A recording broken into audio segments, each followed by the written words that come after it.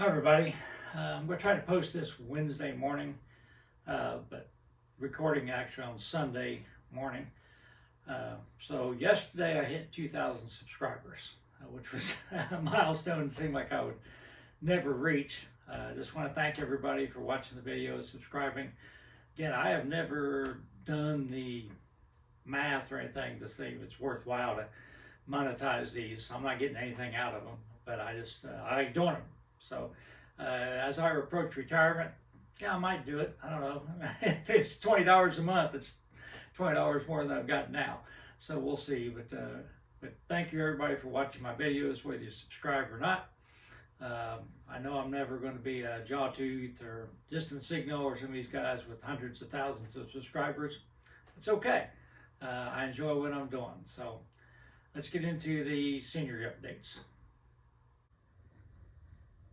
After I got the foam sort of filed down to where I wanted it, I decided I was going to try to cover it with Sculptamold or something. Couldn't find any Sculptamold. I didn't know where next time I was going to be in Lexington. Well, so I went to a craft store when I was in Jackson, Tennessee. Had some time to kill anyhow. And they had this stuff here, Nara paper mache. And I just used that. Gives directions how to mix it up. I just put some in a bowl, put some water in it, stirred it up to where I thought it looked like pretty good consistency, and spread it out with my hands. Smoothed it out with water. So now we'll let it dry. After this, I'm going to paint it with a earth-colored paint, and then I'll start doing a ground cover on it. Stuff's pretty cheap, that paper mache. I don't know how good it is. I'm sure it's not as good as Sculptamold, I don't think. But for this use here, I'm not building any big mountains or anything. I thought it would be okay. All right, so been making trees Saturday morning. This is what 105 trees look like. A lot of them are pretty small, kind of scrubby. Still got more to go. Probably I've got enough to do what I'm going to do, but I'm just going to go ahead and, I got all the stuff set up, go ahead and do it. And that's not our cat, that's Chance, neighborhood cat. Not sure really how well the people take care of him, so when he comes running up to our house, we give him food, and neighbors across the street do too. So we'll start with like a long distance shot here. So video I showed, I'd made 105, ended up making 126, I think. But I'd already made probably 100. I do have some left over. Yeah. Again, a lot of them are pretty small because they were scrubby. I probably have like 50 over, too many, something. But I wanted to go against the backdrop there. So let me zoom in and show you some of the details of it. I think I'd already shown you where I took 3 cars and put on that dead track back there. I took the 2 cars on the end, the gondola and the B&O covered hopper. I just went ahead and took them out of service, replaced the trucks on them with something I wasn't going to use. I didn't want to have metal wheels sitting there on a track of cars I'm not going to use. So I think that's probably good enough. I've got room for one more car. If I can get one, I'll weather it up and put it there. You see also, this is not prototypical, these buildings back there. I just wanted to add a little bit of interest. Those were flats that I'd used on my layout when I first was in the other room. Covered them up with trees. The building with the boards on the second floor, that's supposed to be sort of represent Taylor's Stag Bar, which was across from the depot, sort of a rundown area of town after they built the overpass in Chillicothe across the N&W and the B&O Diamond. That area of town got sort of run down, and it's still run down, even though the B&O is long gone. The N&W still runs under the overpass, and it's so it probably destroyed the value of a lot of the houses, and I had to tear down a lot of houses to build the overpass anyhow, as well as the B&O freight station. So that's just what that's supposed to represent. A couple of buildings in the background. and I just lined the whole thing with trees. I'll rotate the camera here. I can't do it smoothly, sorry. My thinking, it was at one time, and I may still do it, is to have the Green Lawn Cemetery. I was going to take some pictures and put down there because that's right across from the boneyard in Chillicothe, where the old cars were kept. If I do that, I'll just take out the trees and I'll redo the scenery there. I mean, the trees are just stuck into the foam, not a big deal. So let's talk about my little hill that I built. I haven't put standard elevator back in place yet. I will, but I went ahead and put some, static grass on the tracks in here, and the hill, again, the foam was narrowed down. It's not very tall at all.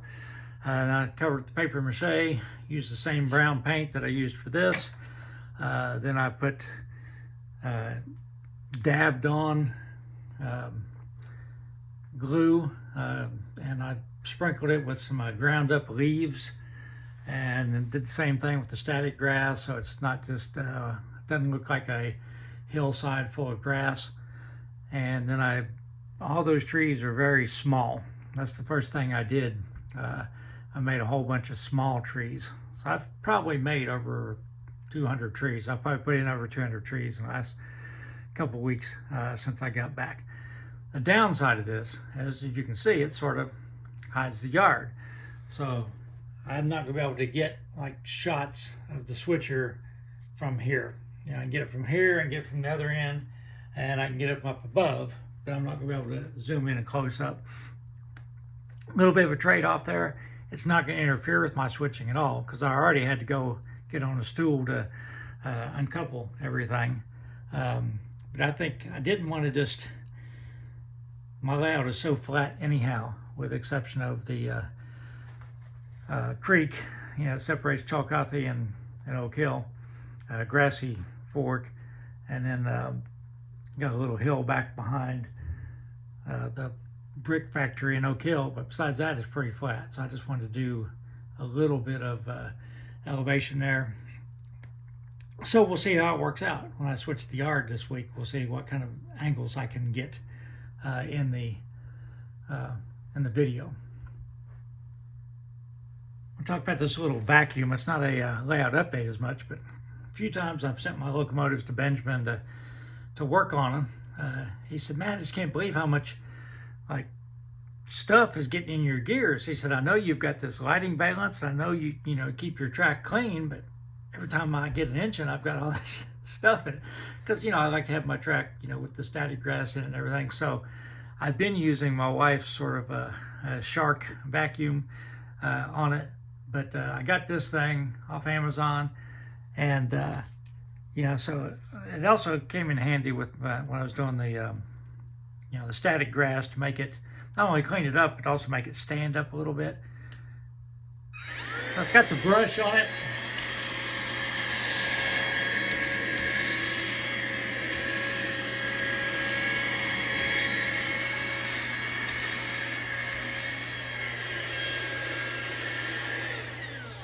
So it's small enough that I can get, an N scale, and it's rechargeable. There's the filter. So I can take the, now when I was doing the static grass, what I did was I made the filter absolutely clean. I just got everything out of it. And that way when I cleaned the filter, when I vacuumed up the static grass, it was on the tracks, I could save the static grass and reuse it. I also want to talk a little bit about, I think Jimmy and DIY, I can't remember what he calls his channel, but he talked about 5 things that really made him better as a model railroader, and one of them was mixing materials, and I absolutely agree with that. Notice my trees aren't all the same color. I mixed the materials for that. I mixed static grass. I've got several different 2mm, 4mm, different shades, mix them all together. It's a lot better than just, one single color. So I highly encourage you, when you're making your scenery, Don't just buy a 2mm dark green static grass and put it down, because you're not modeling a golf course probably. Even golf courses have bare spots, different colored grass. So try to vary your color. I think that'll do it for the scenery updates.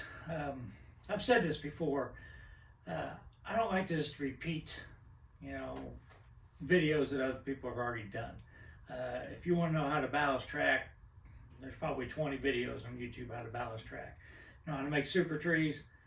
If you put super trees in your search engine, you're going to see videos on how to make super trees. So static grass, same way. So that's why I don't really do a lot of how-to tutorials on scenery, because I feel like there's one thing, a lot of better people than me at scenery that can show you how to do it. If I have anything unusual, a little twist, yeah, I might talk about it. But if you have anything you want to see, let me know. I'll show you how I do it. One of the things, tracksidescenery.com. Joey, is it Joey Ricard, I think. Hadn't heard anything from him for a while, because they're building a house, and probably once he gets all settled in, you'll start seeing videos from him again. But he always says, when he talks about, I'm not going to show you how to do it, I'm going to show you how I do it. So I think that's a good theory, because there's a bunch of different ways how to do things, and who knows what the best one is. But if you have anything you want to see, let me know, and I'll try to accommodate you. Saturday I will do some yard switching. I'm thinking about using the steam engine to do that, just because 2,000 subscribers, sort of something different. And then we'll go back and we'll switch wherever in Union Spring the next weekend, and I'm probably Thanksgiving weekend. I'll probably have 2 or 3, 4 videos for you, because I know people are off work and might like to see that. So I may try to load you up on videos that weekend. So everybody stay safe.